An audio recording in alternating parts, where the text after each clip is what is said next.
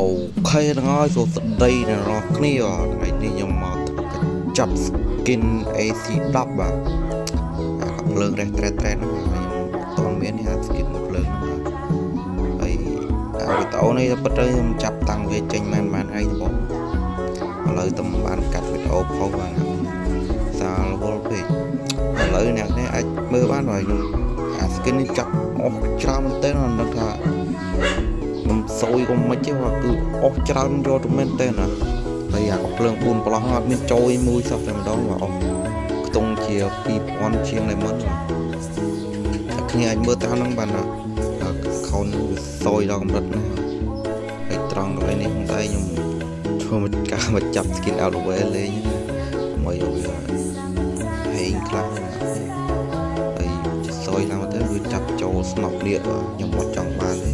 ខ្ញុំចង់បានតាម E5 Max វាមកចូលស្នប់អ្នកកេរេចអីណាអត់ចូលទេរួមទៅសយលើសយមកអ្នកគ្នាតាមមកពីអីហើយអ្នកគ្នាអាចមើលតាមហ្នឹងខ្ញុំមកច្រើនទេ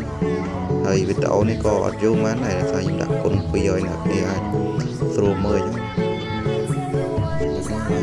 អ្នកអាចមើលតាមខ្ញុំមកអត់សូវចេះនិយាយច្រើននេះដែរមានដាក់វីដេអូឲ្យអ្នកមើលណា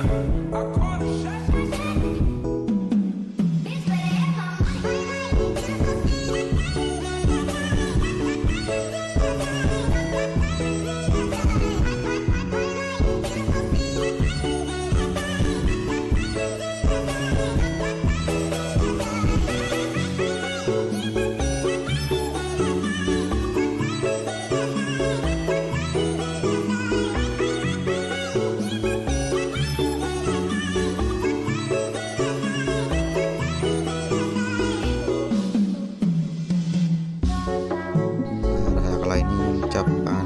គុជនោះគ្រប់ចំនួនហើយមានអារម្មណ៍ដូចចង់ចាប់តទៀតក៏មិនចេះ